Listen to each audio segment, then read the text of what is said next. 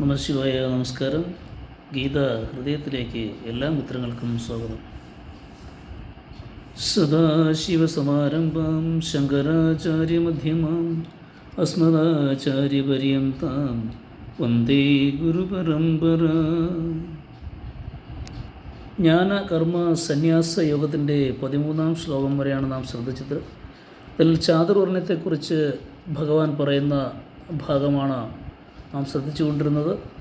അവസാനമായി നാം ശ്രദ്ധിച്ച ഭാഗം എന്ന് പറയുമ്പോൾ ഉപാസനയിലൂടെ ഉപാസകന്മാർ രാജസികരും താമസികരുമായി തീരുന്നു. സ്വാത്വിക ഉപാസ്യ ദേവതയെ ഉപാസിക്കുന്നവർ സത്വ ഗുണസമ്പന്നരും. അതിനാൽ മനുഷ്യർ തങ്ങളുടെ ഭോഗ ഇച്ഛയ്ക്കനുസരിച്ച് വിവിധ സ്വഭാവങ്ങൾ പ്രകടിപ്പിക്കുന്നുവെന്നും നാം ശ്രദ്ധിച്ചത് അവിടെ വരെയാണ്. തുടർന്ന് നമ്മുടെ ശരീരത്തിൽ ആദ്യത്തെ ചാതുർവർണ്ണ ശരീരത്തിലാണ് ആരംഭിക്കുന്നത് എന്ന് പറയുന്നു. 1. മസ്തിഷ്കം ചിന്തിക്കുന്നു. 2. ശക്തി ആവശ്യമുള്ള പ്രവർത്തനങ്ങൾ ചെയ്യുന്നത് കൈകളും നെഞ്ചുമാണ്. 3. ഉദരവും പൊക്കിൾക്കൊടിയും ചേർന്ന ഭാഗങ്ങൾ കഴിക്കുന്ന ആഹാരം എല്ലാ ഇന്ദ്രിയങ്ങളിലേക്കും നേരായ പാകത്തിൽ എത്തിക്കുന്നു.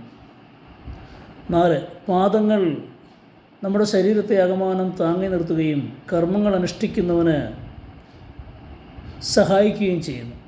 അങ്ങനെ നമ്മുടെ ശരീരത്തെ 4 വിഭജിക്കാം: ബ്രാഹ്മണൻ, ക്ഷത്രിയൻ, വൈശ്യൻ, ശൂദ്രൻ എന്നിങ്ങനെ. സാമൂഹികമായ കാഴ്ചപ്പാടിൽ ചിന്തിക്കുന്നവരുടെ സമൂഹമുണ്ട്.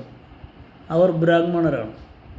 രാജ്യത്തെ രക്ഷിക്കാൻ വേണ്ടി ശരീരത്തെ കൊടുത്തും കർമ്മം ചെയ്യുന്നവരുണ്ട്. അവർ ക്ഷത്രിയരാണ്. ഈ രാജ്യത്ത് പാലും പഴവും പച്ചക്കറികളും ഔഷധങ്ങളും അരിയുമൊക്കെ ഉൽപ്പാദിപ്പിച്ച് വിപണനം ചെയ്യുന്നവരുണ്ട്. അവരാണ് വൈശ്യർ. ഈ 3 കൂട്ടരെയും ഒരുപോലെ സഹായിച്ചുകൊണ്ട് നമ്മെ മുന്നോട്ട് കൊണ്ടുപോകുന്നവരുണ്ട്. അവരാണ് ശൂദ്രർ. ഇവരാരും ജാതിയുടെ ഭാഗമല്ല. വരിക്കുന്നതാണ് വർണ്ണമെന്ന നിഷ്പത്തിശാസ്ത്രവും പറയുന്നുണ്ട്. ശമം, ദമം, തപം, ശുദ്ധി, ക്ഷമ, ജ്ഞാനം, വിജ്ഞാനം, ആസ്തിക്യ ബോധം എന്നിവ ആർക്കുണ്ടോ അവർ ബ്രാഹ്മണരാണെന്ന് ശാസ്ത്രങ്ങളിൽ പറഞ്ഞിട്ടുണ്ട്.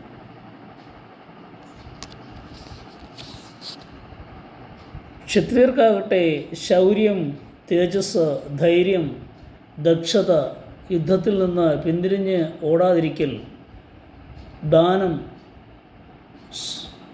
സ്വാമിഭാവം എന്നിവ ഉണ്ടാകും. കൃഷി, ഗോരക്ഷ, വാണിജ്യം എന്നിവ വൈശ്യഗുണങ്ങളാണ്. സേവയും കർമ്മകുശലതയും ശൂദ്രഗുണങ്ങളാണ്. ഭഗവത്ഗീതയിൽ തന്നെ ഇക്കാര്യം സുവ്യക്തമായി ഭഗവാൻ പറഞ്ഞിട്ടുണ്ട്. അത് എവിടെ നമുക്ക് ശ്രദ്ധിക്കാം. ഗീതയിൽ 18-ാം അധ്യായത്തിൽ അവസാനത്തെ അധ്യായത്തിലാണ് ഭഗവാൻ പറയുന്നത്: ബ്രാഹ്മണ ക്ഷത്രിയ വീശാം ശൂദ്രാണാം ച പരം തപ കർമാണി പ്രവിഭക്താനി സ്വഭാവ പ്രവൈർഗുണൈഃ. ആ ശ്ലോകത്തിനർത്ഥം: അല്ലയോ പരംതപ അർജുന, ബ്രാഹ്മണർ, ക്ഷത്രിയർ, വൈശ്യർ, ശൂദ്രർ തുടങ്ങിയവരുടെ കർമ്മങ്ങൾ അവരവരുടെ സ്വഭാവം അനുസരിച്ച് രൂപം കൊള്ളുന്ന സത്വരജസ്തമോ ഗുണങ്ങളാൽ വിഭജിക്കപ്പെട്ടിരിക്കുന്നു.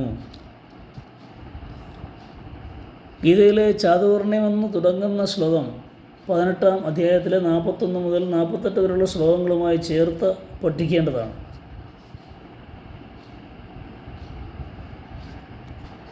നാൽപ്പത്തൊന്നിലും 42-ലും 43-ലും 44-ലും ഒക്കെ പറയുന്ന ഓരോ വാചകങ്ങൾ നോക്കിയാൽ ബ്രഹ്മകർമ്മ സ്വഭാവമജം 42-ൽ പറയുന്ന, ക്ഷാത്രം കർമ്മ സ്വഭാവമജം 43-ൽ, വൈശ്യകർമ്മ സ്വഭാവജം 44-ൽ, കർമ്മശൂദ്രാസ്യാപി സ്വഭാവജം 44 തന്നെയാണ്. ബ്രാഹ്മണർ, ക്ഷത്രിയർ, വൈശ്യർ, ശൂദ്രർ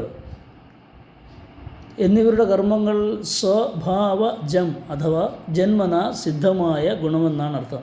സ്വഭാവജം, ജന്മന സിദ്ധമായ ഗുണം എന്നാണ് അർത്ഥം. സ്വേ സ്വേ കർമ്മണ്യഭിരതഹസ്യം സിദ്ധിം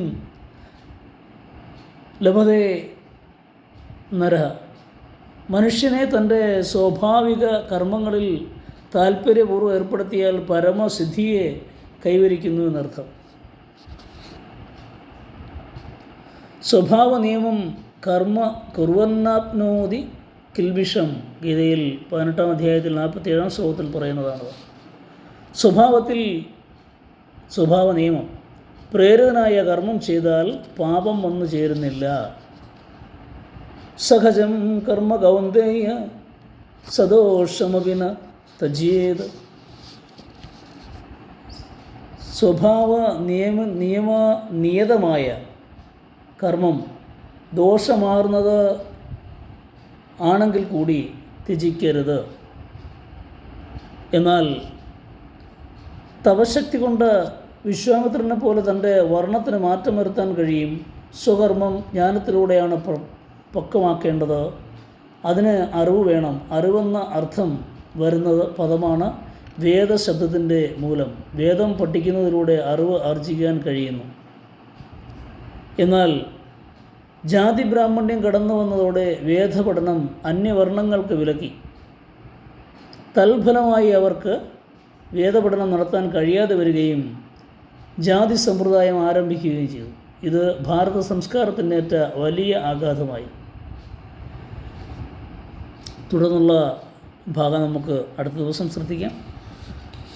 അത് വലിയ ജാതി വ്യവസ്ഥ, ചാതുർവർണ്ണയത്തിലൂടെ ജാതി വ്യവസ്ഥ എങ്ങനെ വന്നു എന്ന് വിശദീകരിക്കുന്ന ഭാഗമാണ്. ഇത്രയും പറഞ്ഞ കാര്യങ്ങൾ ഏവർക്കും മനസ്സിലായി എന്ന് വിശ്വസിക്കുന്നു. ഗുരുപാദാരബന്ധങ്ങളിൽ സമർപ്പിക്കുന്നു. ഏവർക്കും ശുഭസുദിനം.